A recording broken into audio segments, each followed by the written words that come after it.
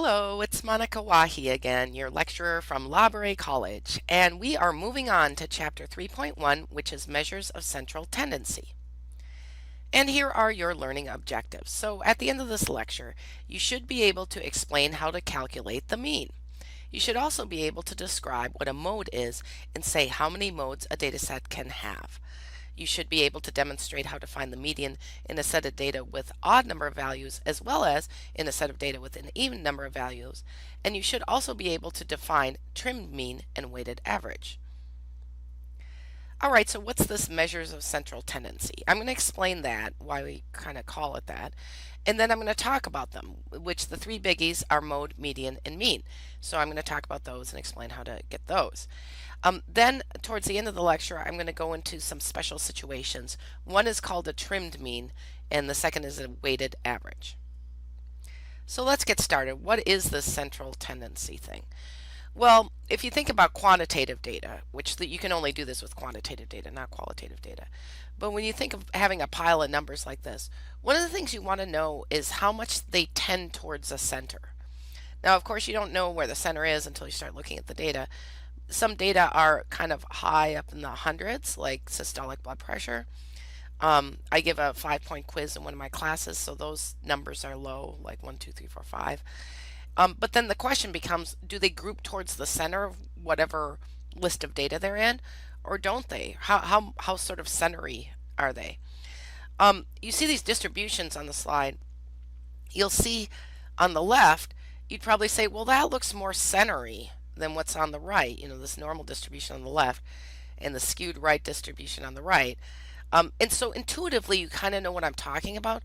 But what this lecture is going to be about is how to actually put numbers on the difference between what you see on the left and what you see on the right. So these are the numbers. These are the measures of central tendency. We're going to go over mode, median, and mean. And the median's a little different depending on whether you have an odd number of values or an even number of values. I mean, it means the same thing, but you calculate it slightly differently. So I'll go over that. And then the mean, a lot of you already know what a mean is, but there's a couple special means we can make. One is called a trimmed mean, and another is called a weighted average, which is a weighted mean. I don't know why they chose the word average for that one, because mean and average mean the same thing. But I'm going to go over these things. Okay, well, let's start with the mode. The mode is the number in the data set that occurs the most frequently. So I put up this little tiny data set here of just 5 numbers. And it's obvious that then 5 is the mode, right? Because it repeats once. There are 2 5s there. But look, I just changed one of them. I changed it to a 6, and now there's no mode. So I just want you to know that a lot of data sets don't even have a mode. There's just no repeat at all in them. And that usually happens when you have a broad range of numbers they can have, like systolic blood pressure. I mean, it would be kind of lucky you just got 2 people with the exact same one.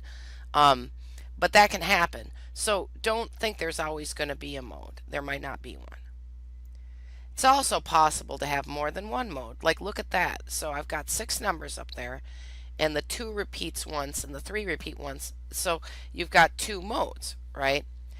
But let's say that the 3 actually repeated 3 times. Then it would only be one mode because the 3 3s would trump the 2 2s, right? So you can just imagine how confusing this gets when you've got a ton of numbers. What's a little less confusing is if you, like I said, have a broad range of numbers, it would be kind of a coincidence if 2 patients had the exact same systolic blood pressure or platelet count. Like you get a repeat in there and then that would be the mode. Of course, if you measure a whole bunch of people, then eventually you're probably going to get one. But I just wanted to say, and also if you look at the slide, all those numbers, you'd really have to go through and organize them out and count them up and see if there is a mode. There probably is one because you see a lot of repeats. But then which was the one that wins, that's repeated the most? Or are there 2 that are repeated the most? It becomes kind of political when you really do it. And it's not worth a lot of work because what does the mode tell you? It doesn't really tell you much. It does tell you the most popular answer. The word mode in French means fashion. So like I put on the slide, a la mode, it's in fashion. So it's the one that's most popular or the most common result. But it's not used a lot in healthcare, and I've actually not used it very often. Once in a while I'll say oh, the mode in the class for my 5-point quiz was 5, meaning everybody did pretty well. They mostly got a 5. That was the most popular result. But you hardly ever have to say that. And so remember we learned the words resistant, like if a measure is resistant, you can't whack it out very easily. Well, you can change things pretty easily with the mode. The mode's not resistant. I even just demonstrated that on those slides. By just changing one number, you can erase the mode or add a mode or whatever. And so it's not stable, it's not resistant, and those are the kind of things we don't really like in healthcare, so we don't really use them. So I'll move on to some cooler measures of central tendency. And here's a really cool one, which is called the median.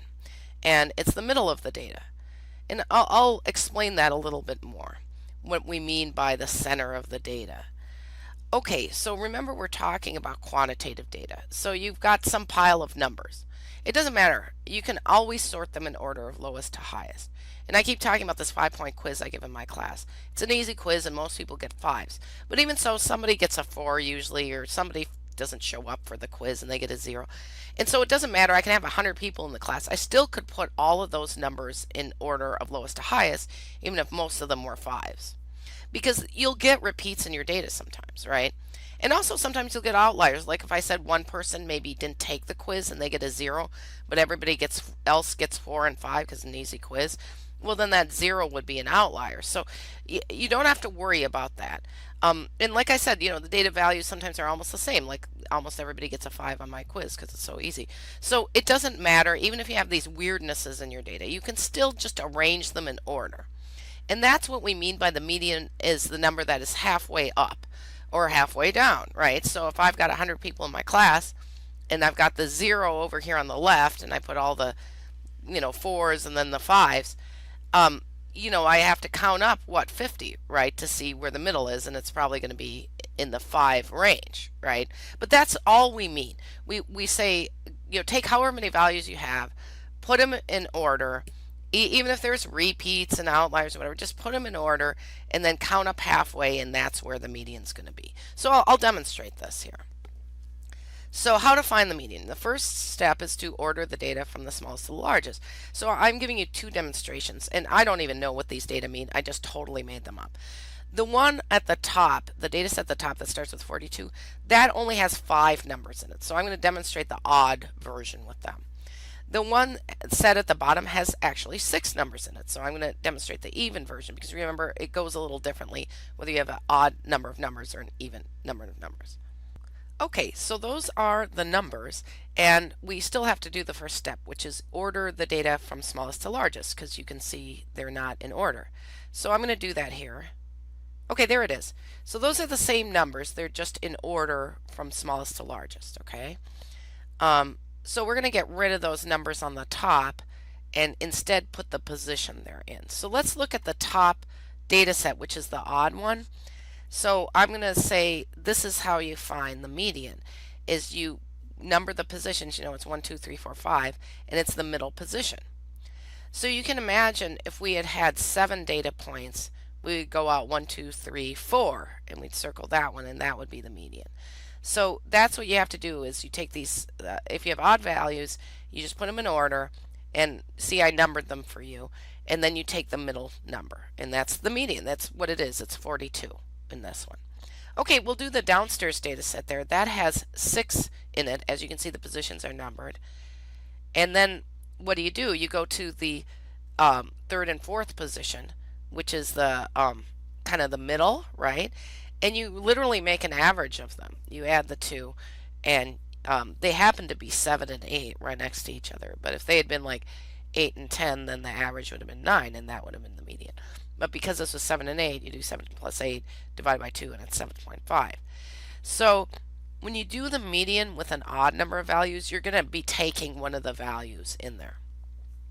If you do the median on an even number of values, you might get something with like a decimal, because you're looking for the 2 values that straddle the middle, and you're going to be making an average of them, and so you might get kind of a wacky number like 7.5 that's not in the underlying data set.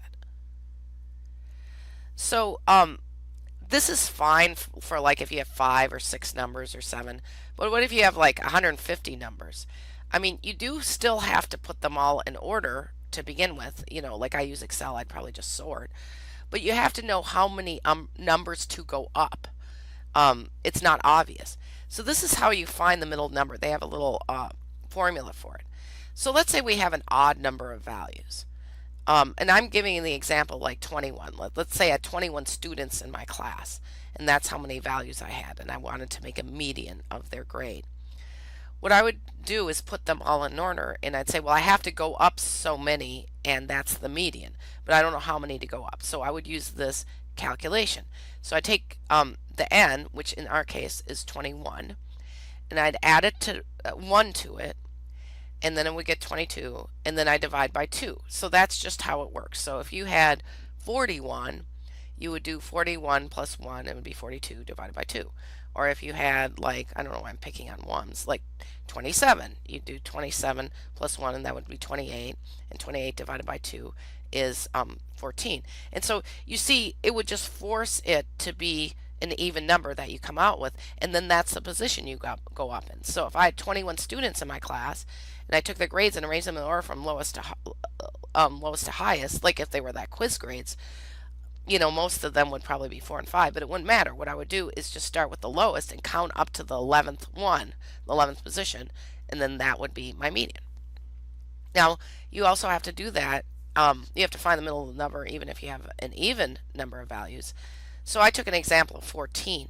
Now you'll notice we use the same formula, but if you use this formula, you get 7.5, and that's not the median. That's just how many positions you have to go up, right? And so remember on the earlier slide, we had to go between the 3rd and 4th position. We had to average those two numbers.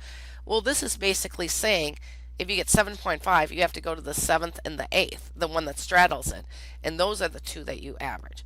So if my n, like 100, is a nice even number. So if you have 100 plus 1 and you get 101, then you've got, 50.5, right? And that just is a secret message that when you line up all your data, you take the 50th one in the row and the 51st one in the row, add them together, divide by 2, and that's going to be your median. So I just wanted to share with you this little formula just in case you get like a large number of numbers thrown at you, and putting them in order is a big pain, and then you have to figure out how many to count up. You can use this formula to get the middle number. So what does a median tell you? We have a lot more to talk about here.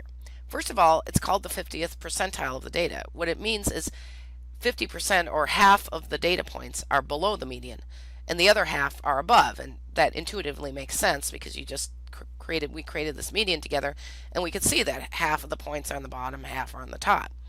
And so it's also known as the middle rank of the data. And what's nice about the median is it doesn't really care much about the ends of the data.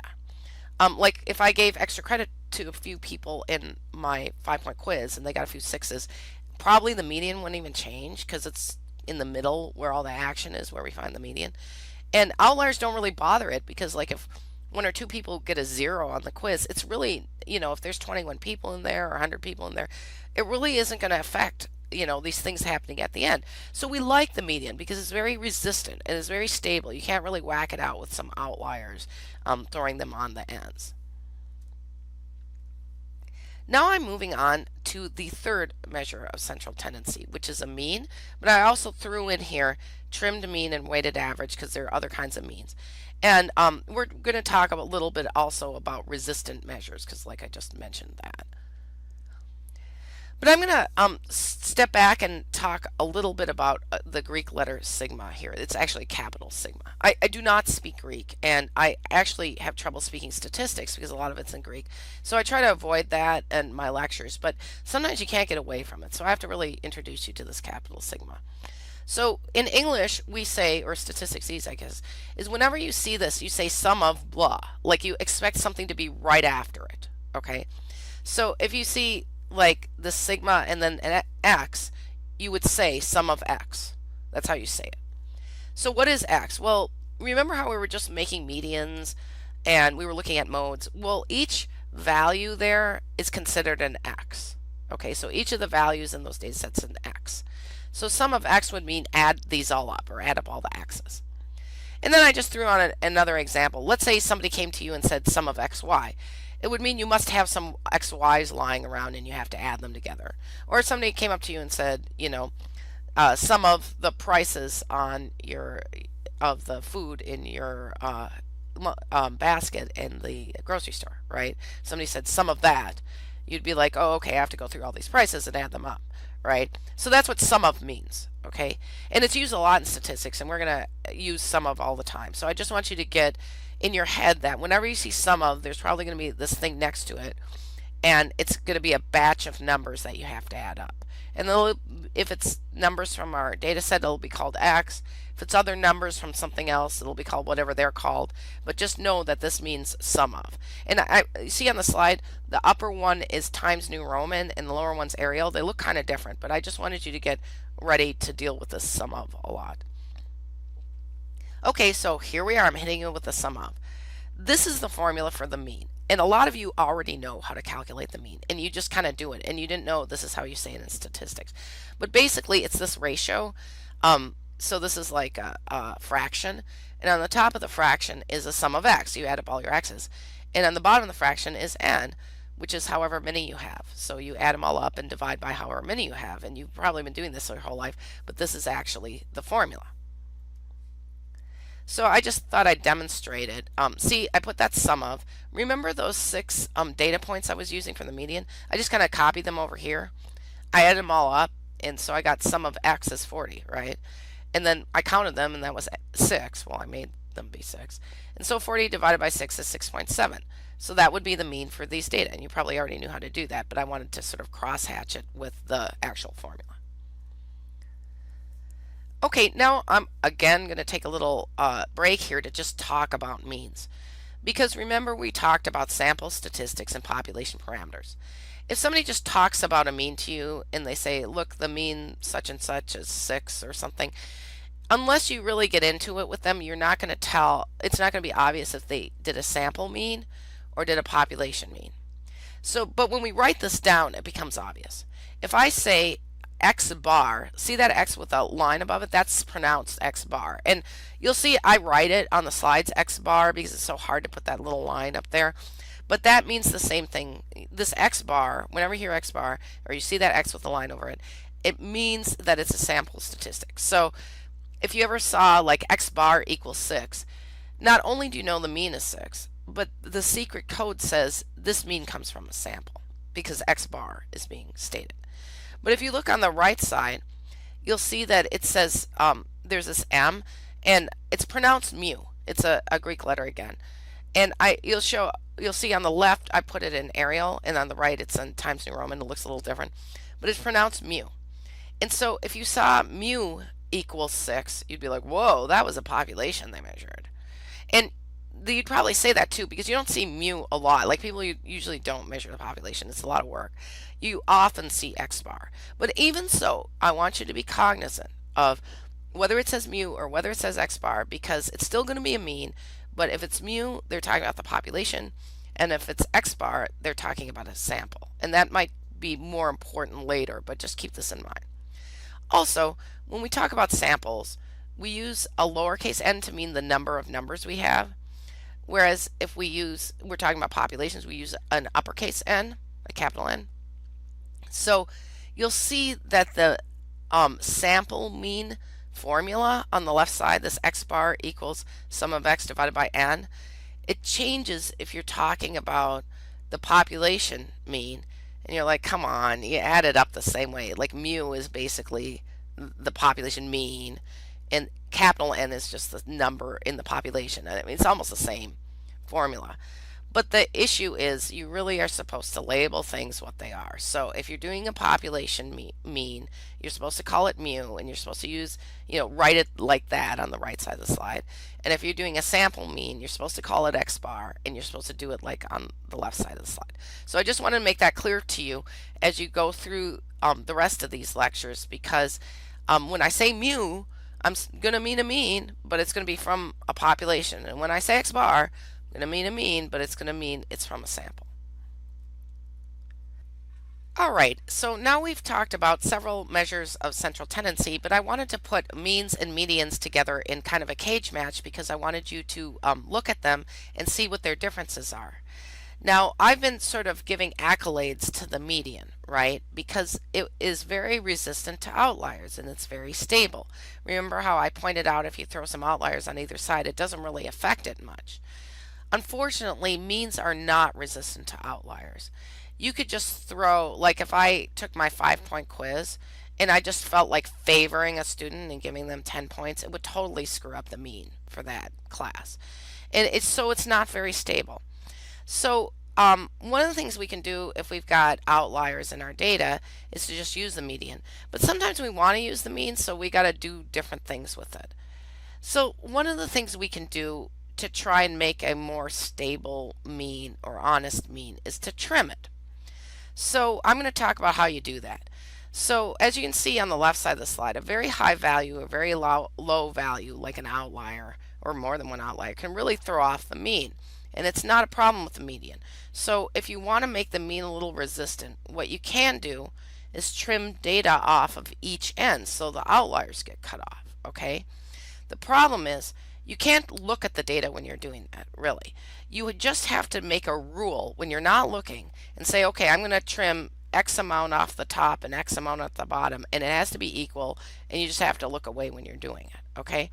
So what some people do is a 5% trim mean, which means you take 5% of the data at the top and cut it off, and 5% at the bottom and cut it off.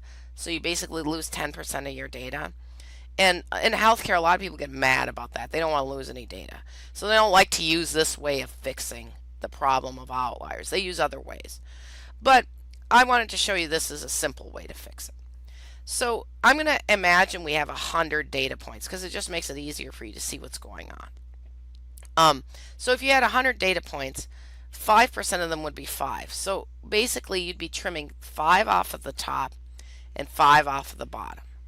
So the first step would be is probably you already made the mean out of this 100 and you didn't like it because you saw outliers at the top and bottom. So what you have to do is put the data in order just like you do for the median. You put them all in order, you sort order from, the lowest to the highest. Take all of your 100 and do that. Then what you would do is you would like circle the 5 most bottom ones and they're going to get cut off, and you'd circle the 5 topmost one and they're going to get cut off. They get thrown out. And then you've got the 90 values left in the middle. Now you make a mean out of those. And then that's a 5% trim mean. And you got to tell people if you do that. You say, here's the original mean and here's the 5% trim mean. Because then people get an idea that there must have been some outliers and some of your data got hacked off. But then this might give you sort of a more stable estimate of the mean. Now I'm going to move to something else entirely. It's not about trying to make the mean stable. It's just about trying to make the mean a little different. Sometimes certain values in your mean should count more than others towards the mean. And that sounds really esoteric, but the way we see it all the time is in school. So you might get a great grade on your homework. You might get A's on your homework, right? But if homework's only worth 10% of your final grade, it doesn't help you much.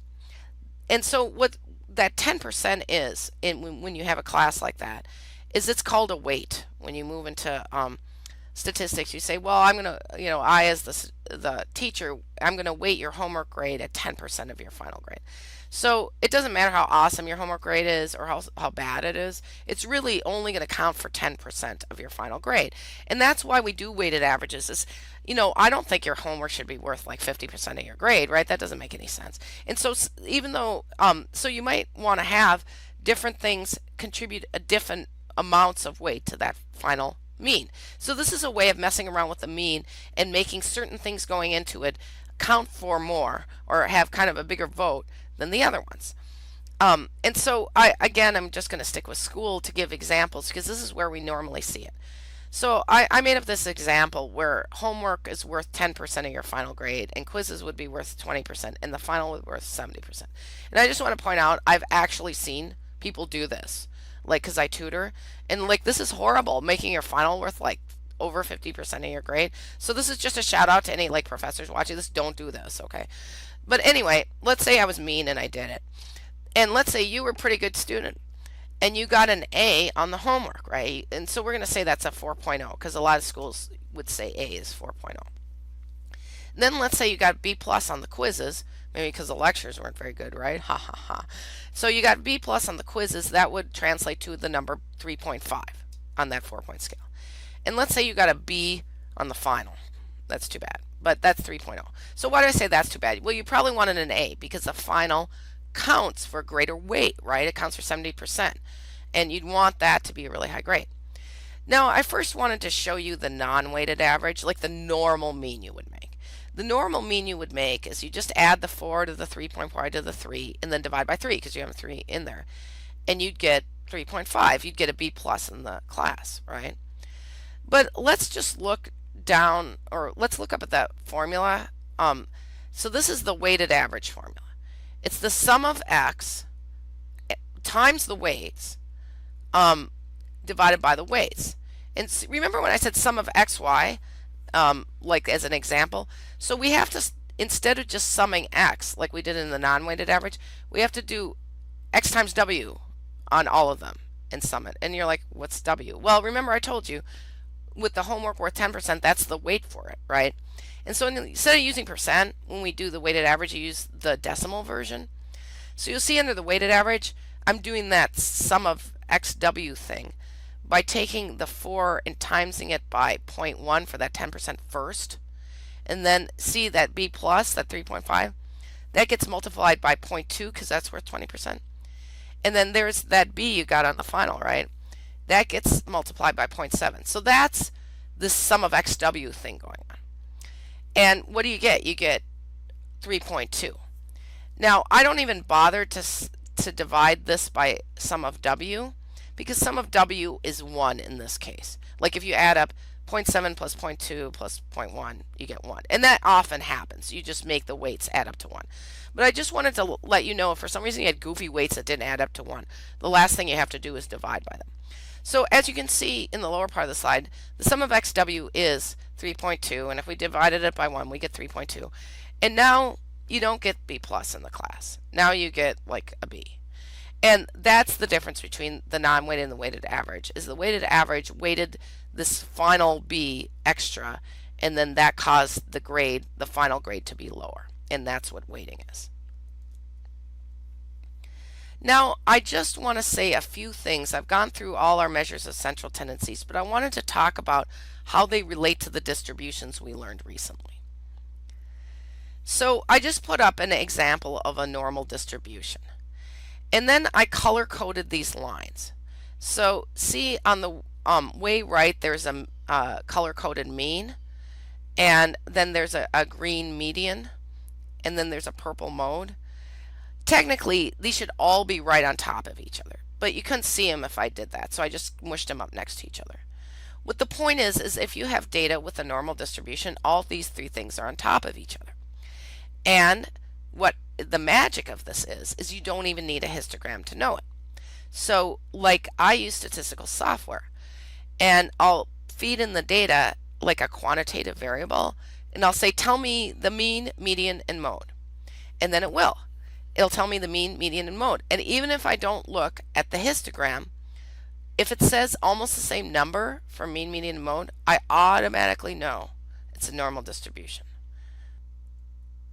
Well, that's not the case with skewed distributions. So with skewed distributions, the measures of central tendency are not right on top of each other. In fact, they're in a different order depending on whether we have right skewed or left skewed.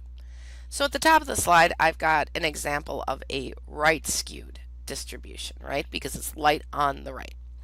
All right, so what's happening here? Well, the mean is getting dragged around by that tail, that big tail. So you can see that the blue mean is on the right side of the median. So the median's more resistant, so it's sort of hanging out closer to the bottom of the data. But the tail, that right tail, is pulling the mean up. And then the mode is the lowest one. So if I get this printout and I see that the mode is the lowest, the median's in the middle, and the mean's the highest, I can say, without even looking at the histogram, this is probably right skewed. Now let's look at the bottom of the slide where we have the left skewed distribution, because it's light on the left. And you see the same phenomenon, but it's going the other direction. That tail that's towards the low end of the data, it's dragging the mean down now. And notice the median is more resistant. It doesn't get dragged down as much. And of course the mode stays at the high part of the data where there's more data, right? So if I get the printout and I see that the mean is the lowest and the median's in the middle and the mode's the highest, I'm like, okay, I don't have to look at the histogram and I know this is left skewed. So this is basically what I wanted to tell you about the distributions and these actual numbers and how they sort of relate. So in conclusion, what this lecture was mainly about was the measures of central tendency, right? Mode, median, and mean, and how to calculate those. And, I've been kind of bagging on the mean, I'm sorry, but the mean is just not resistant, it's totally not stable, and the median is. So you want to remember these things. Yeah, you can kind of fix things by doing the trimmed mean. We don't really like to do that in healthcare because we lose some of our data. We find other ways of fixing the fact that our mean may be kind of goofy, but they're outside of this lecture how we do that. I also showed you about weighted average, just in case you have to hand calculate your grade. Actually, I had a student in my class once, and this was back when we had Blackboard, and there was something wrong with Blackboard. So she was really upset because she thought she was getting a really bad grade. But she was getting a bad grade because she didn't do a good job of learning weighted average, because when I showed her how to actually calculate her grade, it turned out to be a B. I remember she was crying because she did an unweighted average. She was crying in my office. And then I just showed her how to do the weighted average and she stopped crying because she was getting a B. So just don't cry. Try the weighted average first, okay? And then finally I went over distributions and measures of central tendency and just related to you how the distributions, how the numbers we get from the measures of central tendency, how we can put them on distributions and see some information about the distribution. All right, well, you made it through the measures of central tendency. Get ready for 3.2, measures of variation. Hello and welcome to Chapter 3.2. It's Monika Wahi, Library College lecturer, and I'm here to go over with you measures of variation. All right, here are your learning objectives. So at the end of this lecture, the student should be able to state 3 different measures of variation used in statistics. You should also be able to explain how to calculate variance and standard deviation, which I'll give you a hint, those are 2 of the measures. All right, you should also be able to calculate the coefficient of variation and explain its interpretation. And finally, you should be able to state Chebyshev's theorem. So now we're going to be concentrating on measures of variation. And the first one I'm going to talk about is range. And then I'm going to talk about variance and standard deviation, which are 2 different ones, but I'm going to talk about them together. And you'll see why. Then we're going to go over the coefficient of variation, which is abbreviated CV. Then we're going to talk about Chebyshev. Chebyshev came up with a theorem. We're going to talk about his theorem. And then his theorem leads us to calculate these intervals. Remember, intervals are like have a lower limit and an upper limit. I'll remind you of that, and when we'll calculate Chebyshev intervals together. All right, let's get started. So let's think about variation, okay? What does variation even mean? Well, it means how much does the data vary. So imagine I taught 2 classes, which isn't too hard because I do teach 2 classes. I teach 2 of the same class. It's 2 different sections. So imagine that I gave a quiz and the same mean grade was in each class. Okay, and I said that. Could we tell how internally consistent those grades were? So for instance, let's say that I gave a 5-point quiz and the mean in each class was 3. Do we really know how many people got something far from 3? Like maybe in one class people got a lot of 5s and 1s, and that's how we got the average of 3. And maybe in the other class everybody just got 3. Like we really can't tell from a measure of central tendency like median or mean or even mode. We can't tell how internally consistent the data are. Especially we can't even tell that from a mean. 2 different classes can have the same mean and a totally different kind of variation behind the scenes. So when you're talking about quantitative data and you have a whole data set and you do the measures of central tendency like mean, median, mode, It doesn't tell the whole story. You have to also add on the information about variation. And these calculations that we're going to learn here in this lecture are about ways to express how much the data vary in the data set, and it's just separate from central tendency. So central tendency is just about central tendency, and then this variation is about variation, and you need to know both before you can really evaluate your data set. So we'll get started on talking about ways to calculate these measures of variation. So as I said, I'm going to go through range first. Then I'm going to talk about variance and standard deviation. And I just want to remind you, you know how I'm always going on about sample statistics versus population parameters? Well, this starts playing in that the formulas are slightly different than for sample variance and standard deviation and population standard deviation.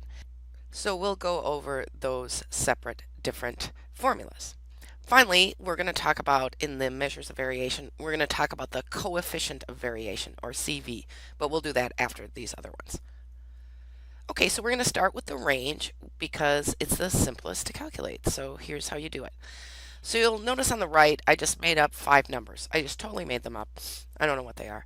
Okay, I just did that for a demonstration because the range is the difference between the maximum and minimum value. So literally, it's pretty easy to calculate. You have to first search around for the highest or the maximum, which in this little data set, it's so cute. It's only got 5 numbers, so it was obvious that 78 was the highest, right? And it's sort of obvious that 21 is the lowest. So how you calculate the range is you take the highest minus the lowest, and then you get a number, and that's the range. And sometimes my students actually take the highest, and then they put minus, and then the lowest, and then they tell me that's the range, and I'm like, no, you actually have to subtract it out. So you'll see here, it says 78 minus 21 equals 57. So it's 57, that's the range, okay? So all it's telling you is the distance between the top and the bottom, and I'll just say that that's not very useful. In fact, I had a problem with that when I was working. I worked at the Army on this Army database, and I looked at the range of ages of soldiers when they started. And the range was age 4 through age 107. All right, obviously there was a problem with the data, right?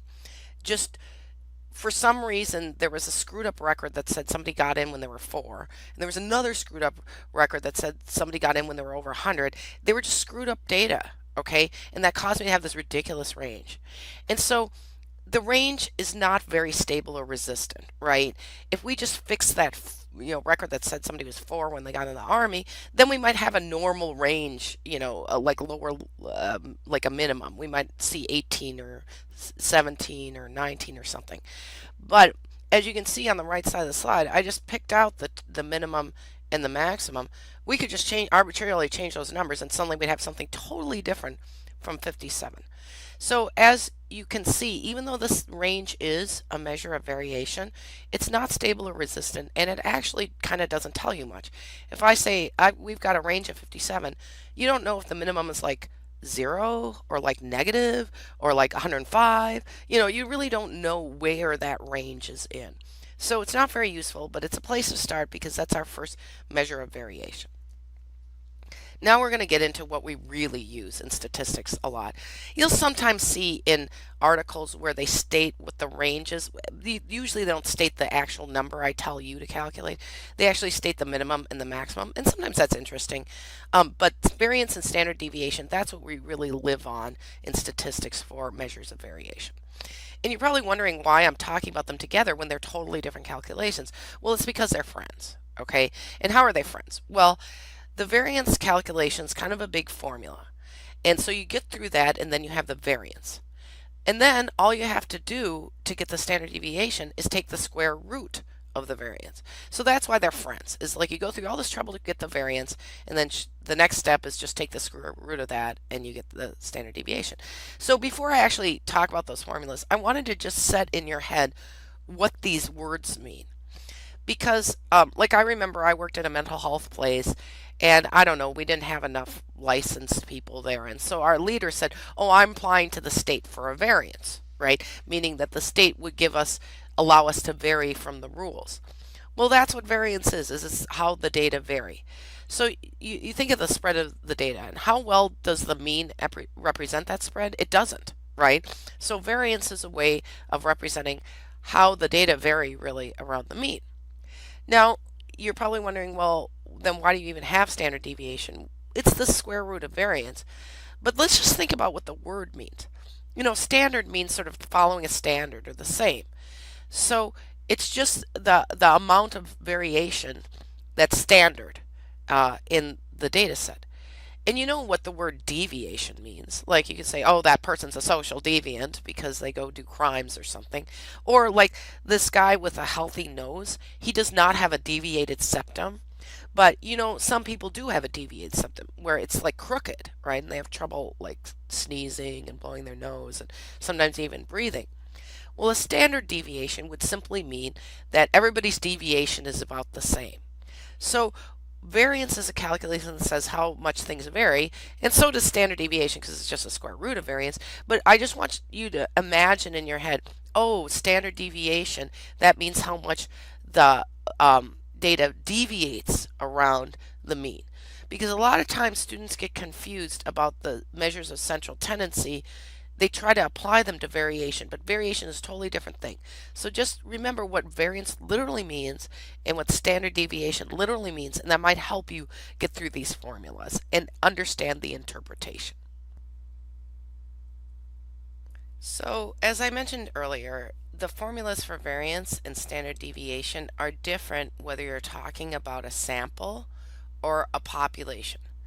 And admittedly, we don't use the population variance or population standard deviation calculation very often because we don't measure the population that often.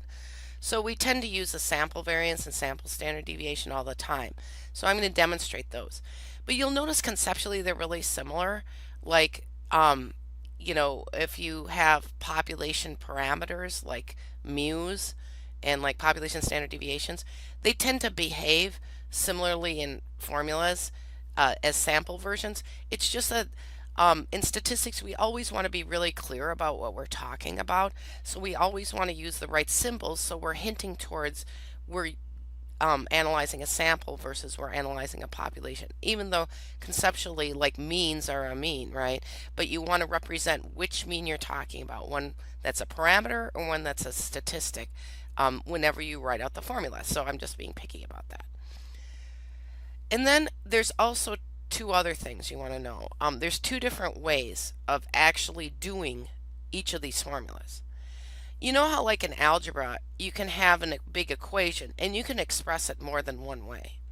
So that's all they do is they put a formula in one way called the defining formula, and then they put the formula, same formula, but rearranged by algebra into the computational formula.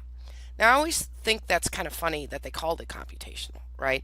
I mean, both the formulas give you the same results. It's just plugging in numbers and getting out the answer. And the answer is going to be same whether you use the defining formula or the computational formula.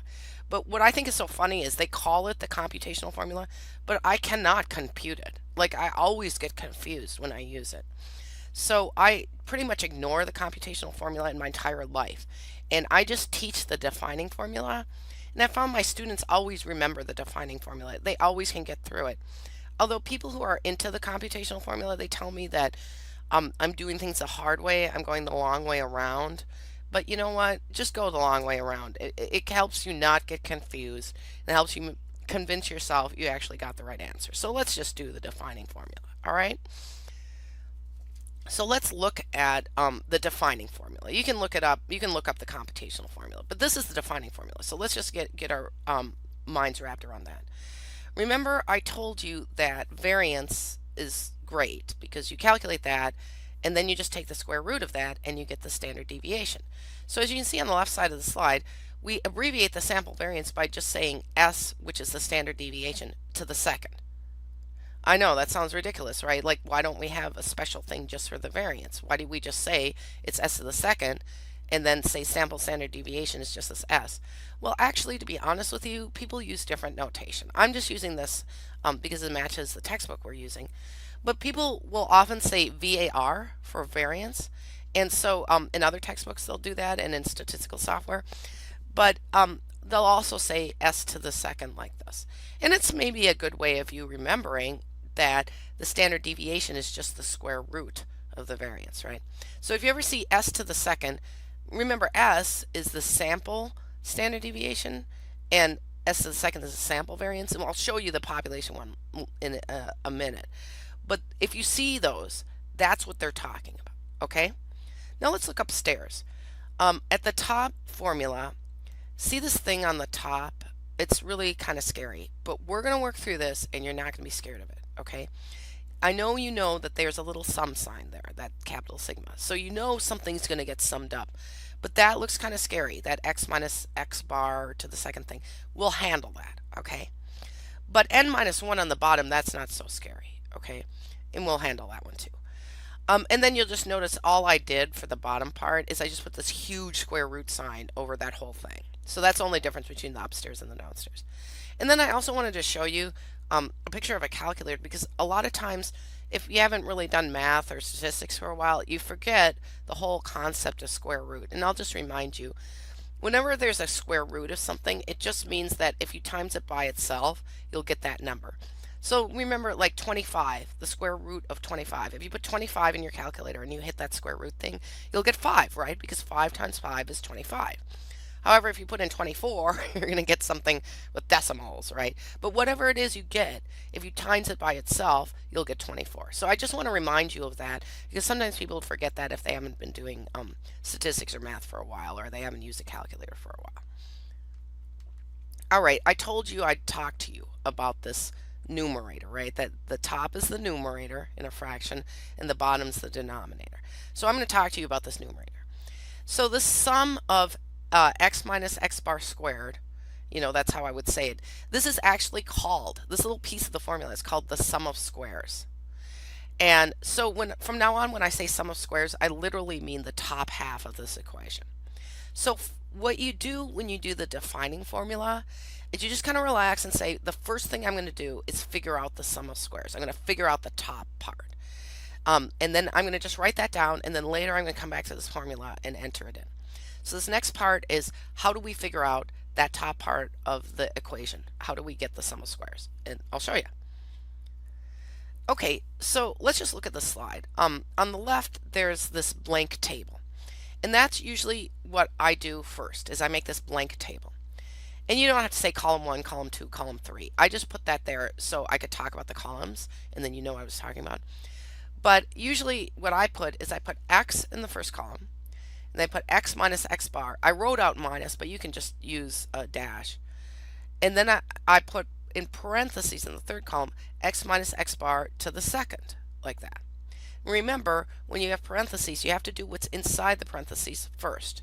So this means you literally have to do x minus x bar before you to the second it or square it. And I'm just walking you through this to get you ready for what we're going to do with this table. On the right side of the slide, I'm just reminding you that the sum of x minus x squared to the second, in other words, the sum of whatever is going to be in the column 3, that's another way of saying the sum of squares. Okay?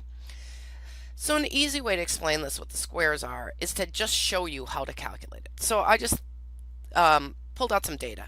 So imagine a sample of 6 patients presented to the central lab. So this happens to me when I go to my doctor. Sometimes she'll say, it's time to do a lab panel for you. So she gives me this slip of paper, and I go downstairs to the central lab, and I give them the slip of paper, and they say, okay, sit down, and then we'll call you up, and we'll draw your blood or whatever. So we're imagining 6 people did that, and then when they got up to have their blood drawn, we asked them, how long did you wait? Okay? And I'm in the central lab where I literally do wait 2 minutes. It's a really good lab. But sometimes it's really busy if I go like during lunch, and I'll wait something like 10 minutes. So here are our 6 patients. One of them waited 2 minutes. A couple of them waited 3 minutes. Probably the other 3 came in during lunch because they waited 8 minutes, 10 minutes, and 10 minutes. Okay, so that's our data. It's a little tiny data set, but I just wanted to use something small to show you how to calculate the variance and then the standard deviation with just this little data set. Okay, so what's the first step? After making the table, you have to make the blank table first, is you fill in the first column, which is called x. So what is x? Actually, each of these patients' waiting time is an x. Remember sum of x? If we said sum of x, we would mean add all these x's together, right? So that's all I did. I just put each x in the column. You'll see 2, 3, 3, 8, 10, 10. It's just like identical to these x's. And then I put at the bottom, I put that little fancy sum of x and said 36, okay? And so that's just the first thing you do. Just put them all in and do the sum of x, okay? Now the next step is don't look at the left side of the slide yet. Look at the right side. Before you go and fill in column 2, you have to do x bar. In other words, you have to figure out the mean. Now, you can kind of cheat because you just figured out sum of x. And if you remember the formula, the mean, or the x bar of the sample, is the sum of x divided by n. And remember I told you had 6 patients. So you just take 36 divided by 6, and you get 6. Now you just hold that number. You hold that. So between column 1 and column 2, you got to calculate x bar, and you hold it, right? And then, while you're holding that, you keep it off to the side, you realize that this is how we're going to fill in column 2. Is what x minus x bar means is the x bar is just 6, but we have to go through each x and minus x bar from it. It's helpful to order the x's before you do this. Like notice I put them in order 2, 3, 3, 8, 10, 10. It's a good idea to just do that because it helps your brain think whether or not you're doing the right thing. So let's start with the 2. So we do 2 minus 6, which is the x bar. Now you can look at column 2. 2 minus 6 equals negative 4. I hate negative numbers, but you just have to deal with them sometimes. Okay, so it's negative 4, so you just deal with that. Then you go to the next line, and it's 3 minus 6, which is negative 3. So we're still underwater here with the negatives. But you'll notice that the next one, x, is 3, so you can kind of copy what you just did. So you're getting negative 3. So what you're actually technically filling in this column, I showed you the equation, but you're putting negative 4 in the first one, negative 3 in the second one, negative 3 in the third one, and then now finally the fourth x is 8. So 8 minus 6, we got above water. Now we're in 2, right? And then we have 10 minus 6, which is 4, 10 minus 6, which is 4.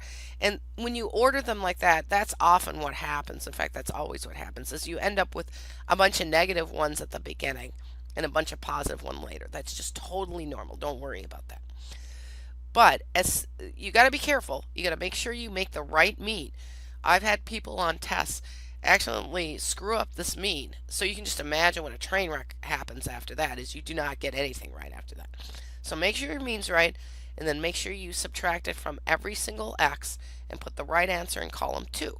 That's the next step. All right? Okay, so we're done with that step. What do we do next? Now we just take whatever we got in column 2 and square it. So we have the first one was negative 4. So we take, remember square is just the number time itself. So if you don't like to use x to the second button on your calculator, you can just do negative 4 times negative 4. Same thing. And so you'll notice we do negative 4 times negative 4, we get 16. Now it's pretty easy. Negative 3 times negative 3 is 9. 2 times 2 is 4. But what I want you to really look at is the tens. Notice that they get a 16 too, just like the 2 did. And that's the trick here. Remember how I said I hate negative numbers? Well, a lot of statisticians feel the same way I do. And so they often fix it by squaring the number because it erases the negative. Just remember, negative times negative is positive, and positive times positive is also positive. That's a little trick, when it comes to multiplying. And so when we do that, we are squaring each one of column 2, and they're called squares, right? So we've got 16, 9, 9, 4, 16, 16. These each are squares. So what do you think we do? We add up that entire column and we get the sum of squares. So look at that. We add up that entire column and we get that super complicated looking thing at the bottom, which is the numerator for our variance equation, right? Like this wasn't really that hard, was it?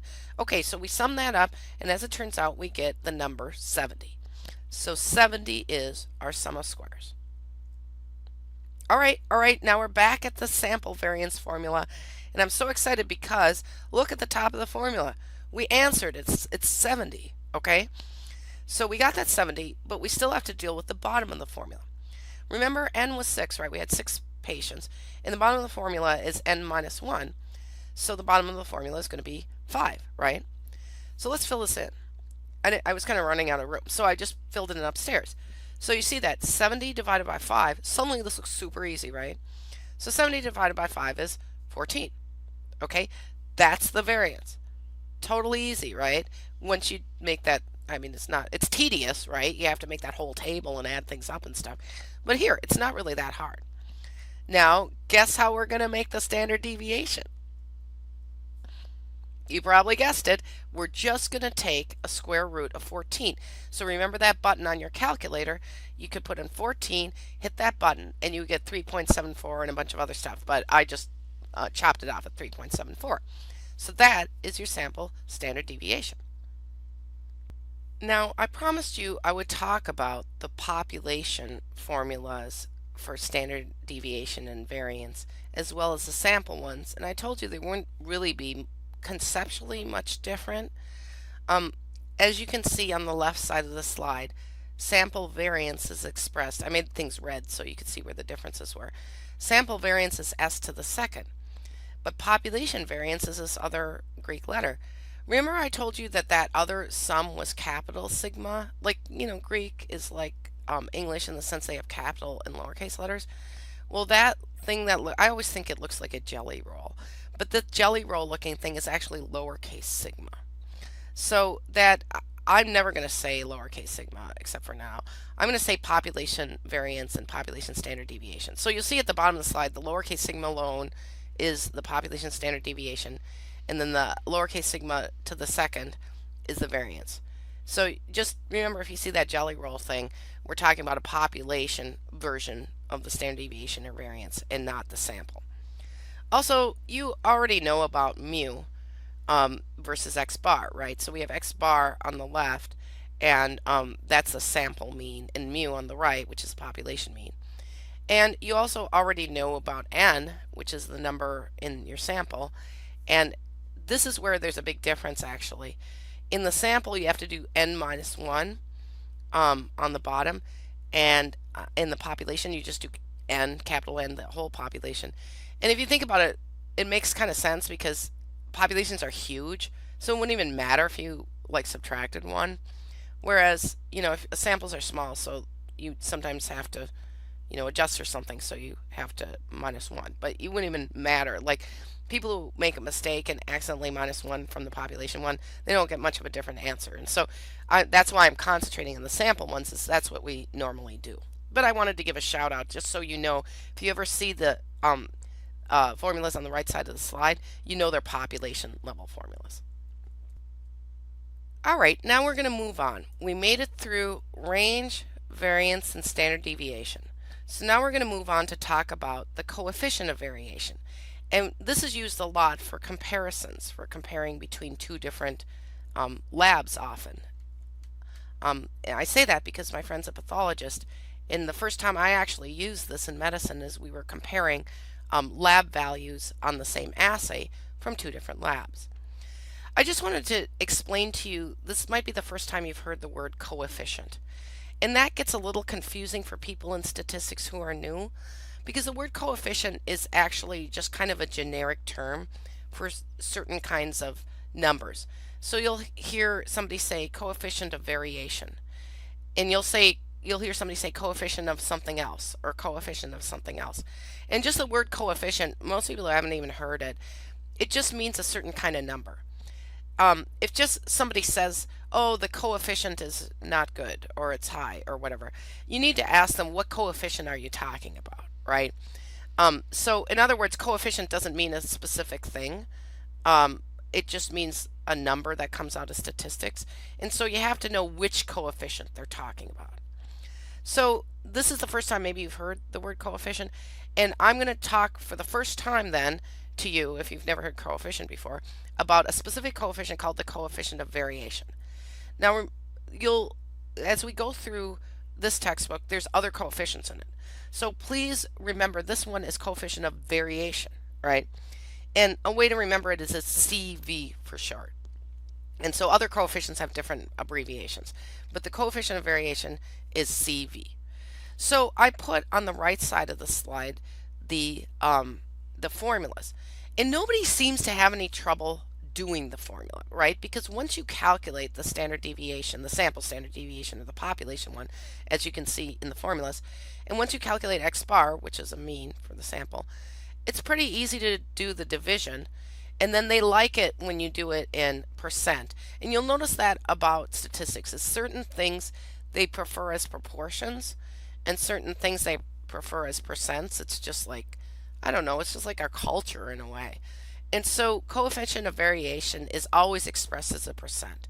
So you have to times it by 100 and then put a percent sign after it. But really that's pretty easy to do. You take the standard deviation. You'll see I did it for our patients, 3.74. It took us all that work to get there, right? Remember square root of 14. And then remember our x bar was 6. So we needed that, remember, earlier for that column 2. So I just dumpster dove those numbers and then did this calculation out and I got 62%. And so students generally don't have trouble getting that number out. But what the problem is like, what does the number even mean, right? Like, what does it mean if you divide the standard deviation by the x bar and times it by 100%? Like, how do you interpret that percent? So the easiest way to talk about it is to actually compare it with something. Because one thing you'll also notice in statistics is if you make ratios of things, they don't have any units. So if I take your blood pressure, like your systolic blood pressure, and I say it's whatever, 130 mmHg.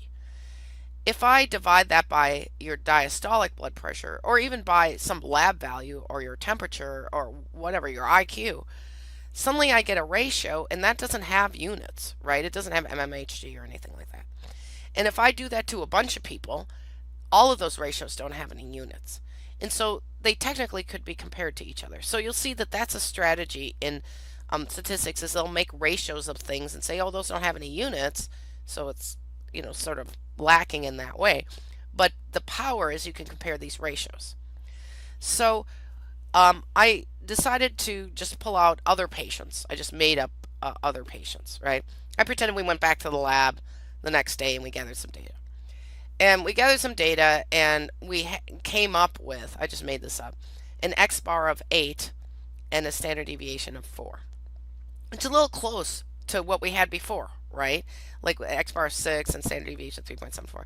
But anyway, in this next sample of patients, the S of 4 divided by the x bar of 8 times 100 equaled 50% and not 62% like the other one did.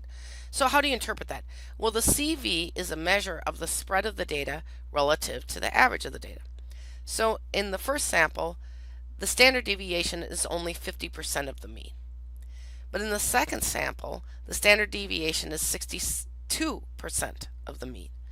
So what I would say is that the second sample, the red one with the 62%, has more standard deviation compared to the mean, and so that means it's less stable, right? It's got more variance compared to its mean, and it's more standard deviation compared to its mean, so it's less stable. So it moves around a lot.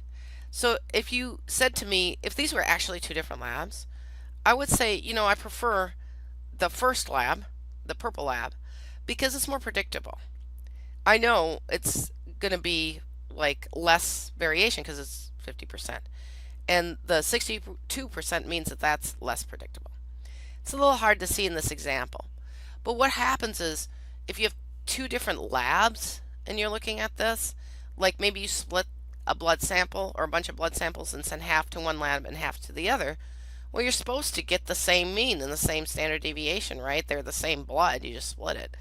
But sometimes you don't. Sometimes you get something like this, in which case, if you're comparing labs, you would go with the purple lab and not the red lab because they produce a more predictable result. So CV is a little hard to interpret, but it's easy to calculate. So that's one awesome thing about it. Now we're going to move on to Chebyshev and his theorem. So Chebyshev figured something out a long time ago. And this is how he started thinking about it. He first started thinking, Well, let's say you have an X bar and an S, like we just did with the CV. He noticed something else about it. He didn't notice the CV. He noticed that you can create a lower and upper limit by subtracting the S and adding the S to the X bar. So remember back when we were making frequency tables and I said, well, we need to make class limits. We need to make a lower class limit and an upper class limit. Well, we use those terminology a lot, like lower limits and upper limits. Well, Chebyshev was like, wait a second, I got an idea. Let's say I take a mean and this will force the mean to be in the middle of this. I can subtract one standard deviation from it and I'll get some sort of lower limit and I'll add a standard deviation to that mean and get some sort of upper limit.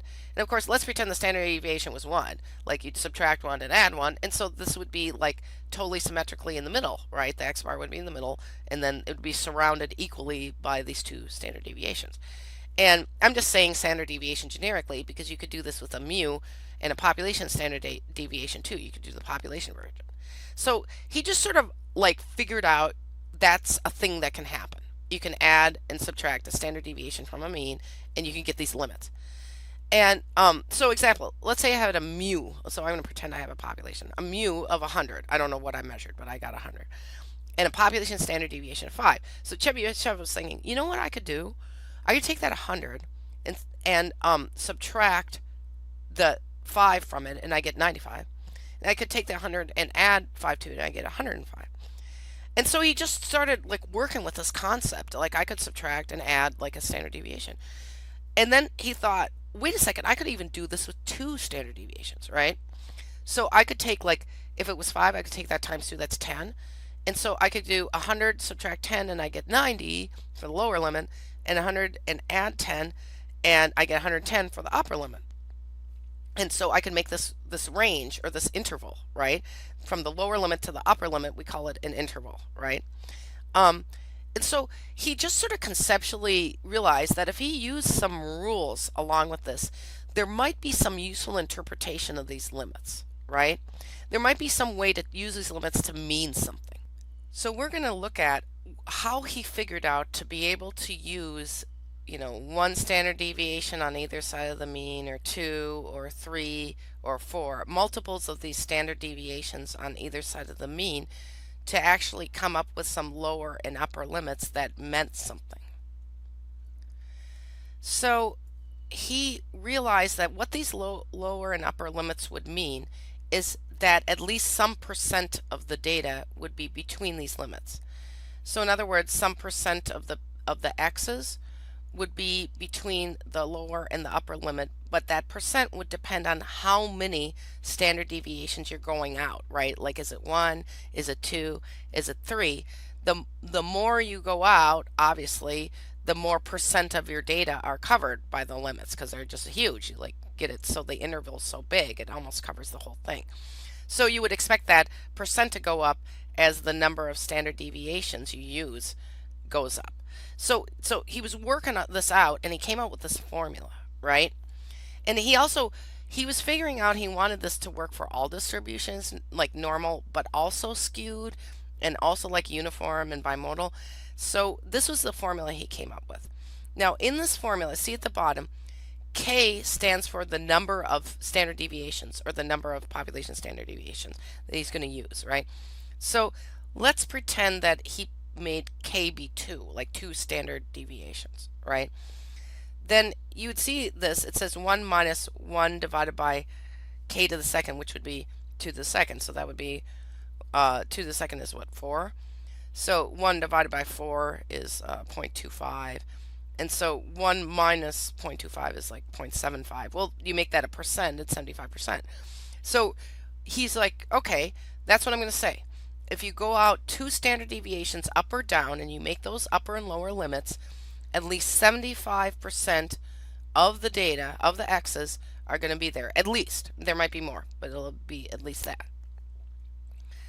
So he did this. He used 2, and he used 3, and he used 4. So 2 standard deviations either way, 3 standard deviations either way, or 4 standard deviations either way.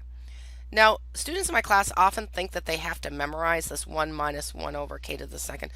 You don't memorize it. This was just a story of how Chebyshev did this proof. So you can memorize it for fun, but nobody memorizes it. I mean, Chebyshev did the work. I'm just showing you the proof, right?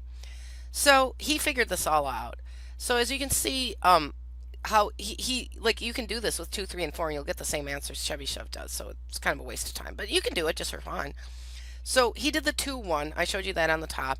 I even talked you through it. So you plug 2 into the equation, you'll get 75%. So in that thing I was just talking about, like imagine I had 100, right? And that was my X bar, and my standard deviation was 5, right? And then 2 times that is 10. So I go, well, my lower limit then would be 90, and my upper limit would be 110.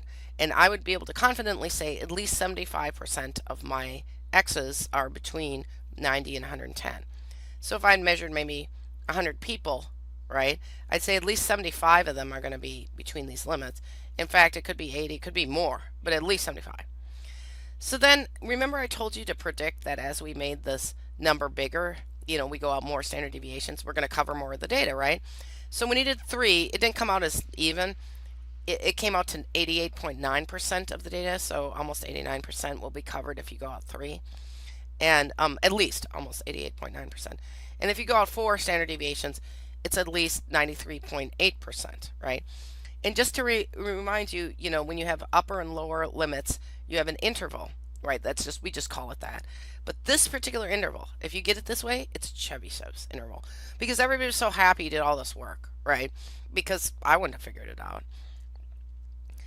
So I just wanted to demonstrate an example of Chebyshev's interval, because then you can know how to interpret them or why anybody does them. Okay, so remember our patient sample, they were in the waiting room at the lab, right? So they waited on average 6 minutes, and then the standard deviation of them waiting was 3.74, right? Now, when I gave you this demonstration of how to calculate the standard deviation, I used this patient sample.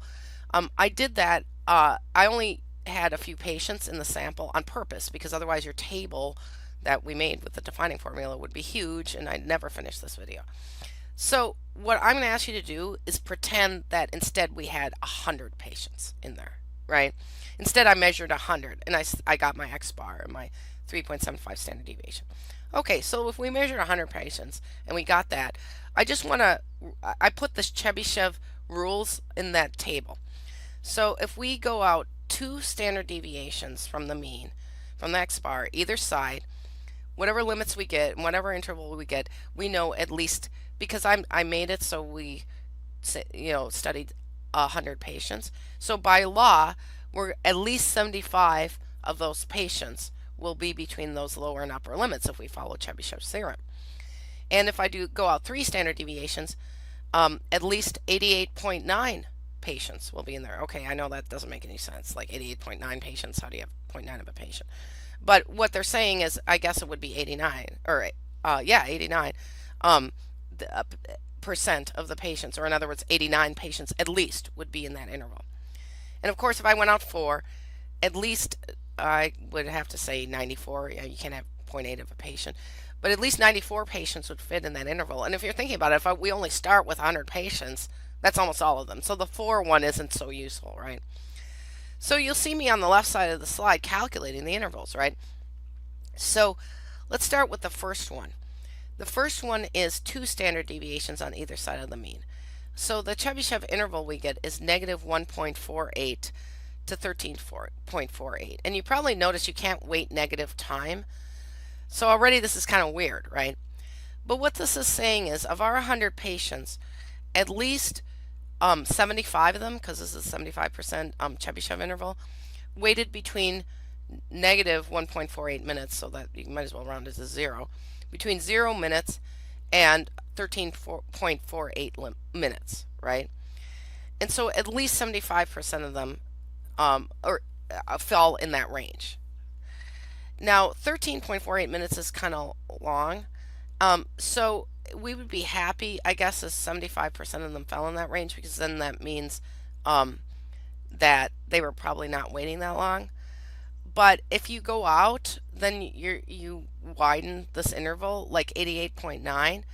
If you do that, then you say at least, we'll round it to 89.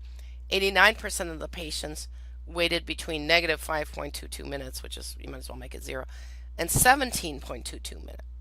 So as you see, if we widen the interval, we're going to get some later waiters in there. And so then we'll say, well, at least 89% were between there. But at least 89% were between there, and that means it wasn't bigger, right? And then again, we go out one more, we get 93.8%, so let's just round it to 94. So at least 94% of the patients, or if we have 100 patients, at least 94 of them waited between negative 8.96 minutes, which again is nonsensical, up to 20.96.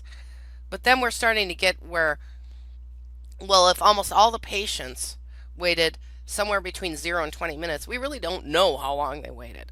So this is just kind of to show you what happens when you widen that interval. You maybe have less certainty about what individuals happen, but you sort of have a better idea of what the range is. So again, I just put this at the bottom. If we had 100 patients, this is how you would interpret it. At least 75 would have waited between the lower and upper limit for the 75% Chebyshev interval. And then at least 88.9 patients, I know, nonsensical, and then the 93.8. So you see that interpretation in the lower part of the slide. So this is a really difficult concept for a lot of students. And so I'll just give you this take-home message. First of all, Chebyshev interval works for any distribution, normal, skewed, whatever. The reason why that's part of the take-home message is later we're going to learn about intervals that only work with normal distributions, okay? So this one is loosey-goosey. It works with all distributions. So that's one of the take-home messages for Chebyshev's interval. Also, Chebyshev's interval will tell you that at least a certain percent of the data are in the interval. Later we're going to learn about intervals where exactly a certain amount of data are in that interval. And so Chebyshev, again, a little loosey-goosey, right? He says at least. Next, Chebyshev intervals are sometimes nonsensical, as we just talked about. Negative time doesn't work, right? Sometimes you'll have very high limits, especially with the 4. And so ultimately, they're not very useful, and they're not used in healthcare. I literally had never heard of Chebyshev's interval until I started teaching this class. So what is the purpose of teaching you Chebyshev's interval? The purpose of teaching this is to point out in statistics, we often use the S, or the population standard deviation, just standard deviation. And we add or subtract, add and subtract it from the mean as a good way of making lower and upper limits that have special significance. That's really the main take-home message. It's that you'll see this pattern as we go through this class, where we get a mean, either population or sample, and we have X bar, X bar or population mean, and then we have a standard deviation, right, either from sample or population. And then we take either one standard deviation, we add it, subtract it, or 2, or multiples, and those intervals then have certain significance. I only taught you in this one about Chebyshev, but you'll learn about other intervals later that are made similarly. So in conclusion, what did we learn? We learned how to calculate the range. We learned how to calculate the variance and standard deviation. We learned about how to calculate the coefficient of variation, how to interpret it, and we talked about the difference in the formulas from sample versus population. And we learned about Chebyshev and his theorem, how he figured it out, and how he calculates his intervals, and how you interpret them. Now, I just thought I'd show you this picture of Chebyshev here. He's a Russian guy. Well, this stamp was from the USSR before the Iron Curtain fell. But I just thought I'd show it to you so you knew who figured all this out. Good job. You've made it through the measures of variation.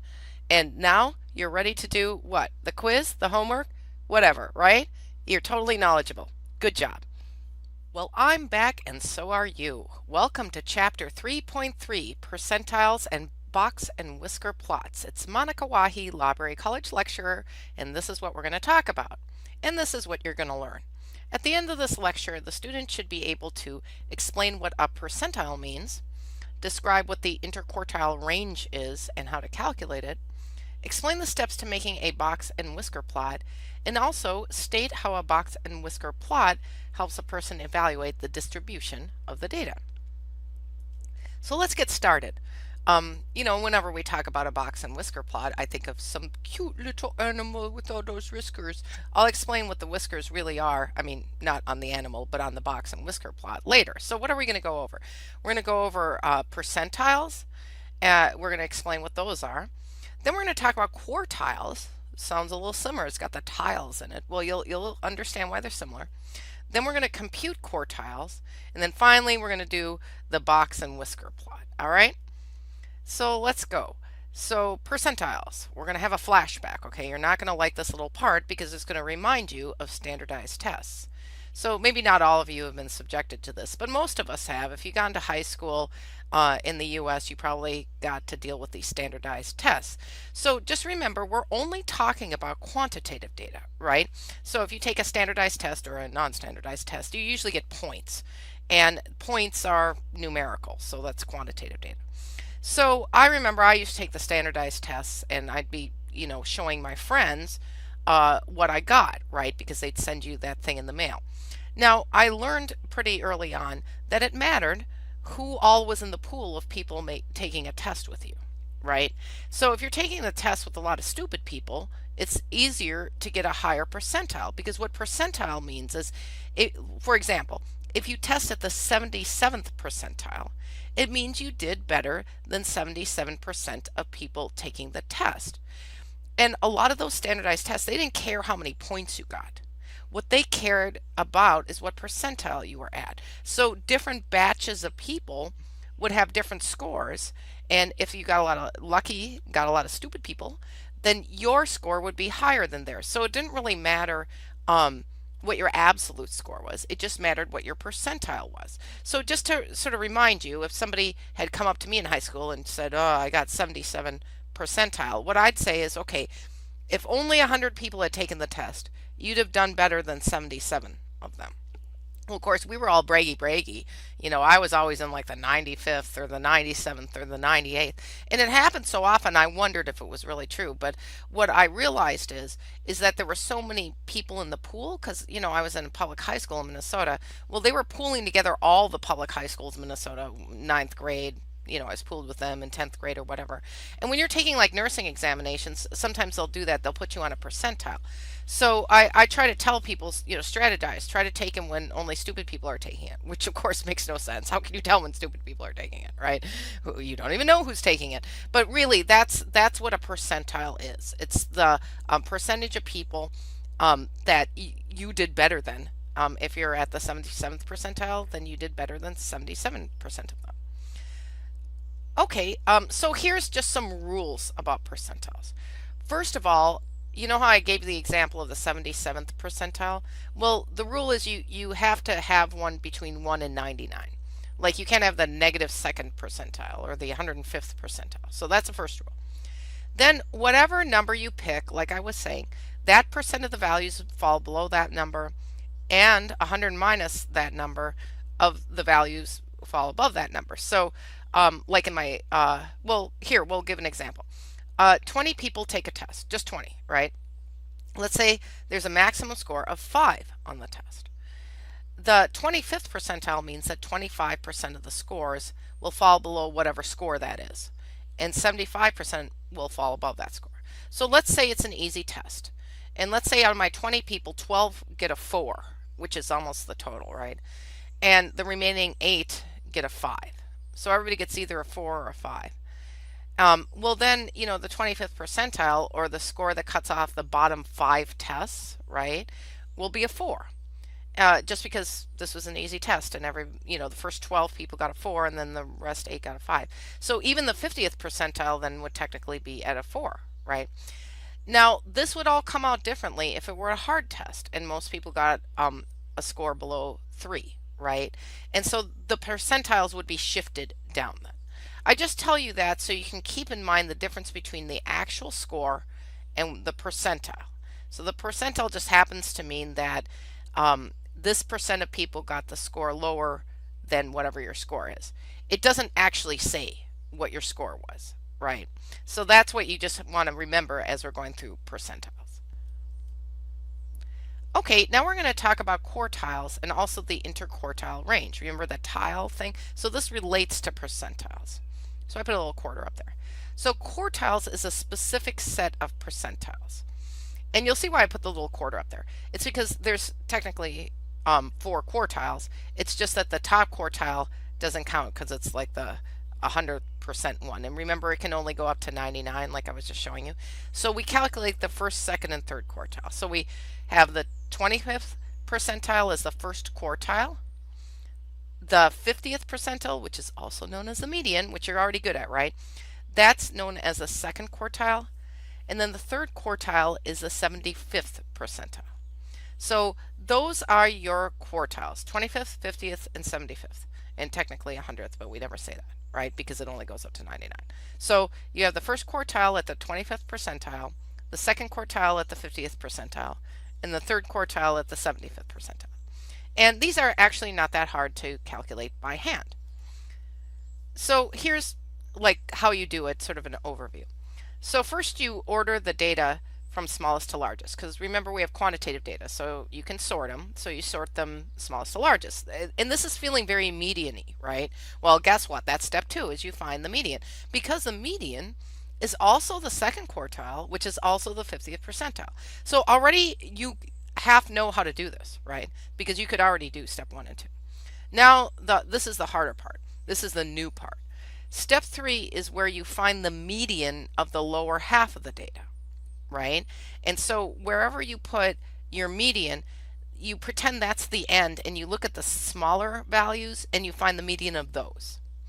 And that would be the first quartile or the 75th percentile. Then finally, step 4, which you probably guessed, is you find where your median was, and then you look at the upper half of the data between the median and the maximum, and you make a median out of that part of the data, and then that's your 75th percentile. Okay, and I'll show you an example of us doing that, but this is an overview of the steps.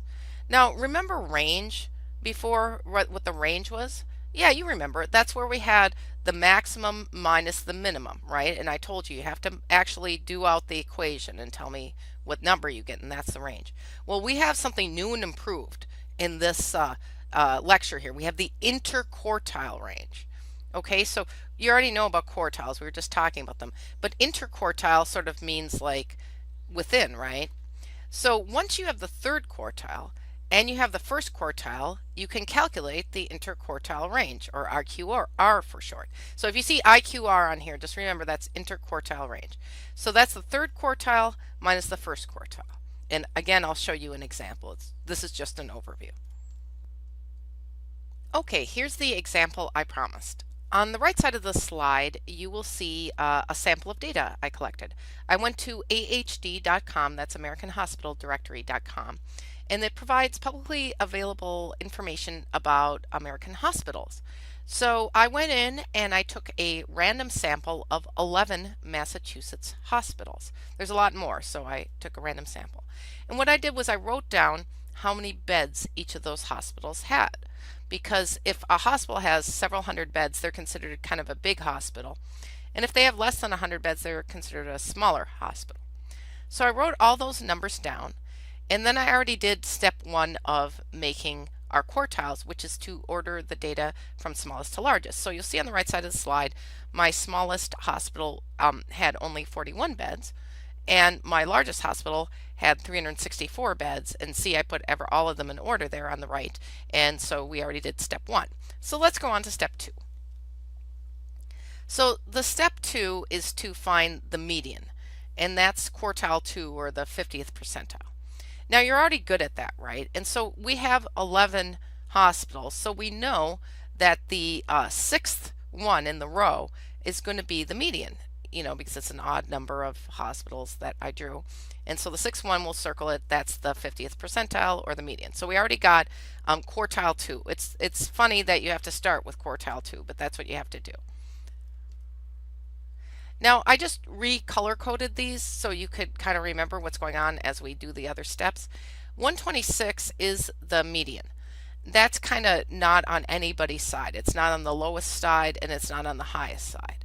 The orange ones then are considered below the median, and the blue ones are considered above the median. And so I just color coded them so you can keep track of what's going on in the next slides. Okay, now we're going to do the 25th percentile for step 3. So the goal is to find the median of the lower half of the data. So now you see why I color coded it. Is because now we're pretending just the orange ones exist, and we are just finding the median of that, and we're not counting that 126 because that's already been used. And so now we find that 90 is the 25th percentile. And how you remember that it's not the 75th, it's not the third one, is because it's a low one. Like 25 is a low number and 75 is a higher number. So you go to the lower part of the data, you find the median of that, and that's going to be your 25th percentile. And so in our case, that's 90. Then, you probably guessed it, you go to the blue ones, right? The upper half, and you go get the median out of that. And so, of course, ours is 254, so that's our 75th percentile.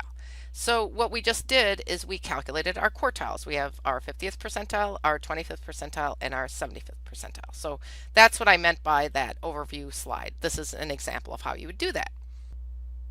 And of course, I have to give a shout out to the IQR, which is the interquartile range. Remember, you just learned that. So that's the 75th percentile minus the 25th percentile. So in our case, that's going to be 254 minus 90, which equals 164. So that is your IQR. So if I gave you a test and I asked you what is the IQR for these data, you can't just put 254 minus 90. You actually have to work it out and put 164. So there you go. So that's our quartile example. So I just wanted to step back and give you some philosophical points on what happens with Q1 and Q3 depending on how many data points you have. Okay, so remember the first step of this is always to put them in order from smallest to largest. So let's pretend I had only drawn the first 6 values of my hospitals.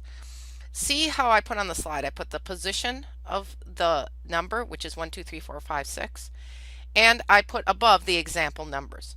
So let's say I was going to do the median on that. You know what I'd have to do is I'd have to take 90 plus 97 divided by 2.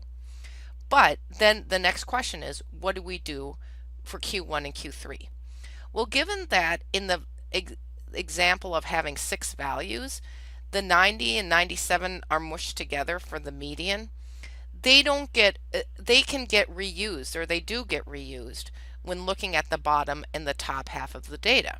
So when we went to go to do Q1 in this, we would actually count that 90 in there. In fact, Q1 would be 74 because that's the median of the 3 numbers below the median, right? Below that line. And then the Q3 would actually be 121 because we'd actually count the 97 in there. So in other words, when you have like 6 values and the median is made out of mushing together 2 values, like taking the average of those 2 values, they get to double dip. They get to be in the bottom, and the bottom one gets to be in the bottom, and the top one gets to be in the top when calculating Q1 and Q3. Now, well, what if we had 7 values instead of 6? Okay, so I just expanded and pretended we had 7 hospitals, and you'll see that I have 7 positions there. Well, this was a little like the one we did together with the 11 values, where the median was clearly this 97 here. In this case, it's 97. So that 97 does not get reused in the bottom and the top. So you'll notice that Q1 is the middle number of the 3 bottom ones, and Q3 is the middle number of the top 3 ones. And so that's what happens when you have 7 values, and it also happens when you have 11 values, like I demonstrated with those hospitals. But it's not super predictable, because what if you had 8 values? Well, you suddenly see it gets a little complicated. So how will we do this? Well, see, the first 4 are between 41 and 97. Top 4 are between 121 and 155. Well, to make our median, we'd have to take the mean of 97 and 121. But remember, they don't get used up. The 97 then gets to double dip and be a part of the calculation for Q1. And 121 gets to double dip and be part of the calculation for Q3. But even with this double dipping, if you go down, you'll see that there are 4 then numbers to contend with for Q1. So of course, to get Q1, you actually have to mush together or take an average of 74 and 90. And if you go up the upper part of the data, in order to get Q3, you're going to have to make an average of 126 and 142, or the ones in position 6 and position 7. So if you're unlucky enough to get like 8 values, then you realize you're going to have to make your median by making an average of 2 numbers, your Q1 of making an average of 2 numbers, and your Q3 like that. So it's not super predictable what's going to happen. You just have to pay a lot of attention. Just remember, if your median is made out of 2 numbers averaged, those numbers get to double dip in the downstairs and the upstairs of calculating Q1 and Q3. If instead your median is just one number, like because you have an odd number of values, then that guy has to just stay there and does not double dip in Q1 and Q3 calculations.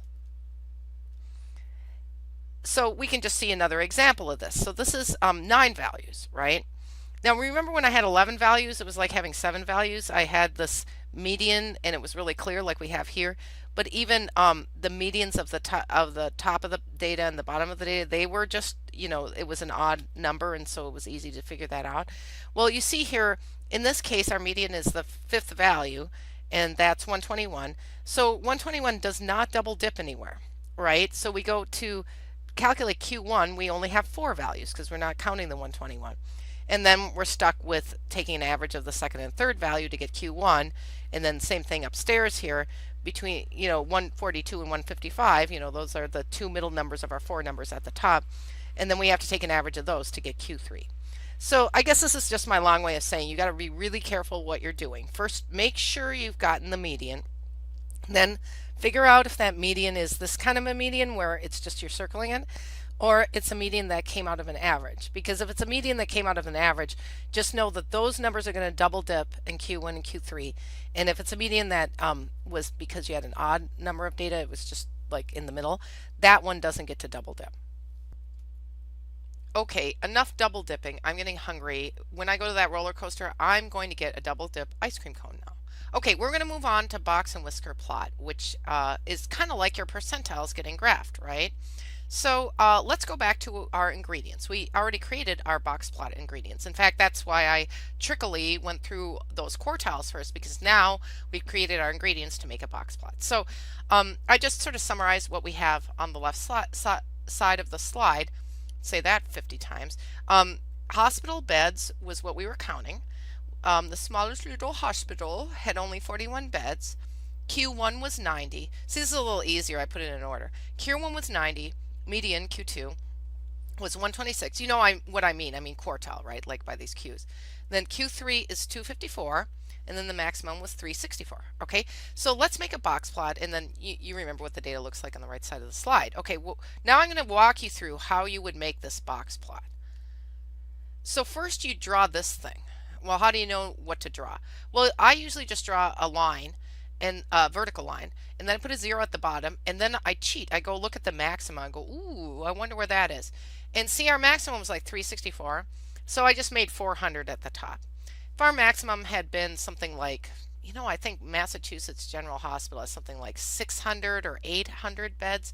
If we had gotten that one in there and that was our maximum, I would maybe go up to 900.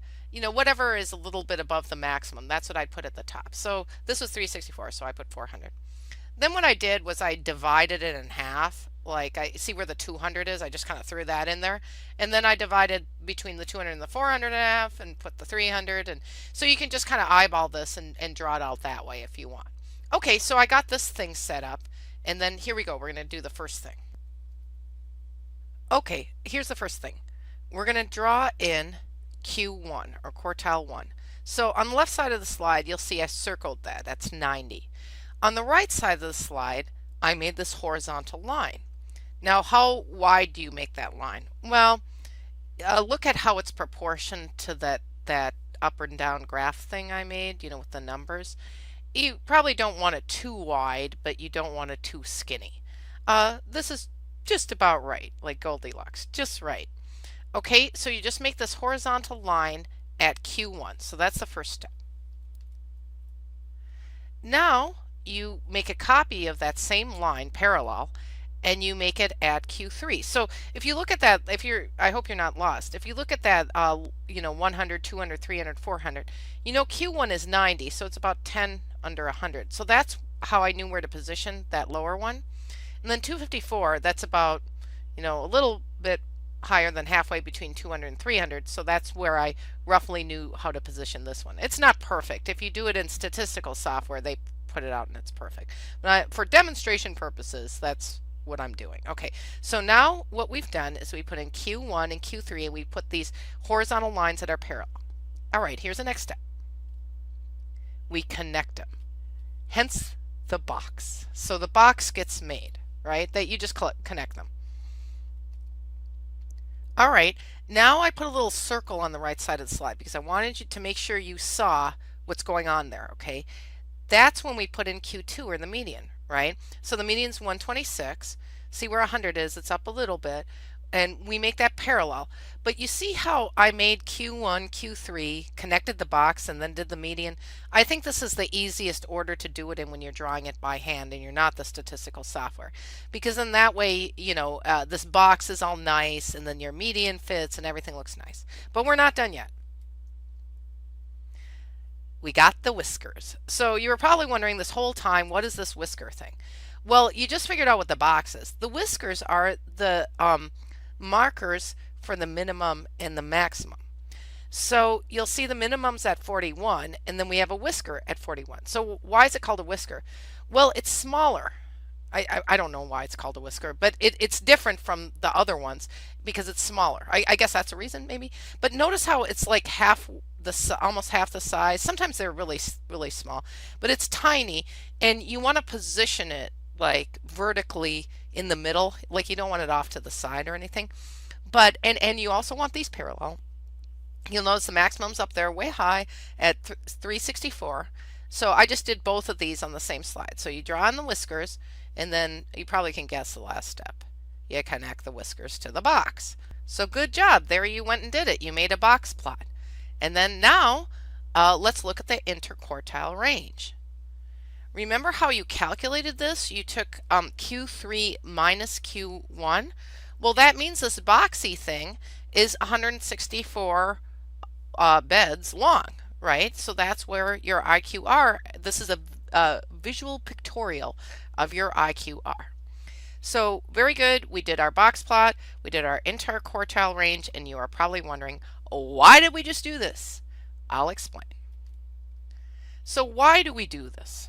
Well, one of the main things that we do is we look at the distribution in the data. I know, you guys learned how to do a histogram already and you're good at a stem and leaf. Those are other ways of looking at the distribution. And if you make a histogram of these data, you'll find that, well, I mean, these are only 11. But, if you get a pile of data and you make a histogram and a stem and leaf, you'll find that those images agree with the box plot.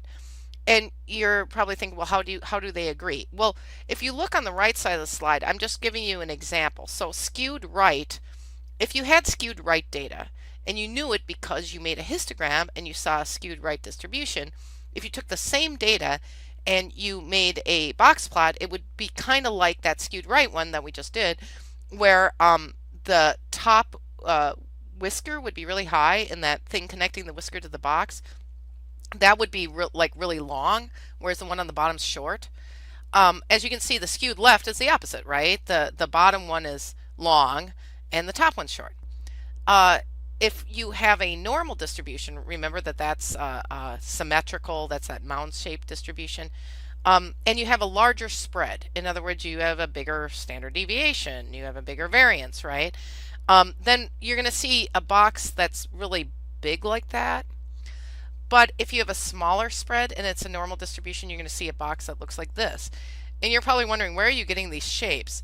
Well, I'll show you kind of on the last slide here as we wrap up the conclusion. It's because if you fly over a roller coaster, like see this roller coaster, this roller coaster is skewed right. That would make sense, right? Because you want to go up steeply and then go down really fast. And see how the box plot for the roller coaster looks. You've got sort of the part where you start going up really fast, that's kind of near the median and kind of near the 25th percentile. And the part where you start, where you're just getting on and it's slowly going there, that's like the bottom whisker. And then you go up and you come down, and it's a long tail, which is good, I guess, if you design roller coasters. And then that long tail then is that right skew. So that's why, I mean, if in your mind you're going, how is she getting this histogram and this box plot? This is kind of how I'm doing it, is I'm saying, well, if you flew over the histogram or the roller coaster, you might see like a shape of a box plot. So, in conclusion, we talked about percentiles in general, like the 77th percentile, what that all means. And then we focus in on quartiles, which are a specific set of percentiles. And then we're going to go, or we already did, calculate the quartiles. And the reason why we did that is because we first needed to do that in order to make the interquartile range. And then finally, we need those quartiles in order to make and interpret a box and whisker plot. Okay, this isn't the roller coaster I'm going to, but I'm going to one, and I guarantee you it is skewed right.